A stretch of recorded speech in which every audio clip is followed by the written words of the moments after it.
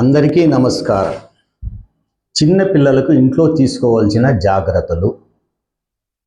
మనకు ఇంట్లో సంపులు ఉంటాయి. ఆ సంపుల దగ్గర పిల్లల్ని జాగ్రత్తగా చూసుకోవాలి.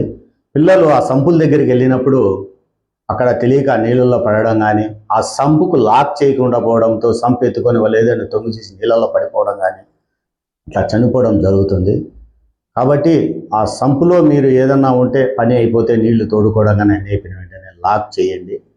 ఇంకొకటి ఎలక్ట్రానిక్స్, ఇంట్లో ఉన్నటువంటి ఎలక్ట్రానిక్స్ ఏదైనా కానీ వైర్లు కానీ స్విచ్ బోర్డులు కానీ ఈ అందే విధంగా లేకుండా ఒకవేళ దగ్గర అందే విధంగా ఉంటే అక్కడ ఏదన్నా ఒకటి అడ్డం పెట్టేయండి.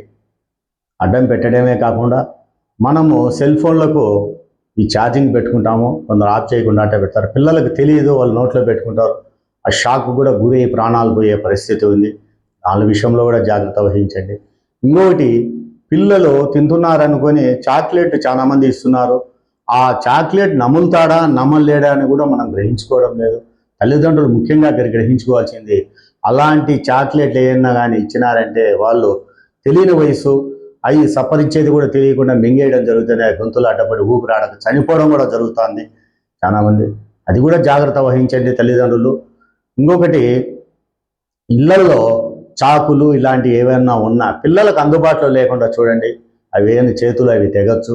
ఇంకొకటి, పూజ గదులు దీపారాధన చేసుకొని ఇంట్లో తల్లిదండ్రులు వాళ్ళ పాటికి వాళ్ళు పనులు ఏ ఒకటి కార్యక్రమంలో పనులు చేసుకుంటూ ఉంటారు. పిల్లలకు తెలియకుండా దోగాడితో పోయి అక్కడ పోయి అది అక్కడ మంటలు ఎగసడంతో వాళ్ళ శరీరం కూడా కాలడం ఇట్లాంటివి కూడా జరుగుతున్నాయి. దీంట్లో కూడా జాగ్రత్త వహించండి. ఇంకొకటి, కార్లలో చాలా మంది పిల్లలు ఏం చేశారంటే, వీళ్ళు షాపింగ్ పోయినప్పుడు తల్లిదండ్రులు కార్లో పెట్టి ఏసీ ఆన్ చేసేసినామని లాక్ చేసుకొని పోతారు. ఒక తూరి దురదృష్టం అనేది ఎంటాడినప్పుడు, మృత్యు అనేది ఎంటాడినప్పుడు మనం ఏం చేయలేం కబలించినప్పుడు. అప్పుడు ఆ ఇంజిన్ కానీ ఏది కానీ ఆగిపోయినప్పుడు ఆడ ఆక్సిజన్ అందక వీళ్ళ పాటికి వీళ్ళు షాపింగ్ చేసుకుంటూ ఉంటారు. అక్కడ ఆక్సిజన్ అందక ఆ పిల్లవాళ్ళు కానీ చిన్నపిల్లలు చనిపోవడం కూడా జరుగుతుంది. దీని విషయంలో కూడా జాగ్రత్త వహించండి. పిల్లలకు ముఖ్యంగా ఆడుకునే బొమ్మల్లో నోట్లోకి పెట్టుకునేటువంటి బొమ్మలు ఇవ్వద్దండి. నోట్లోంచి లాగినా కూడా తెగని బొమ్మలు అట్టాటే ముందర పెట్టండి. దానివల్ల కూడా వాళ్ళకు ప్రాణహాని ఉంటుంది.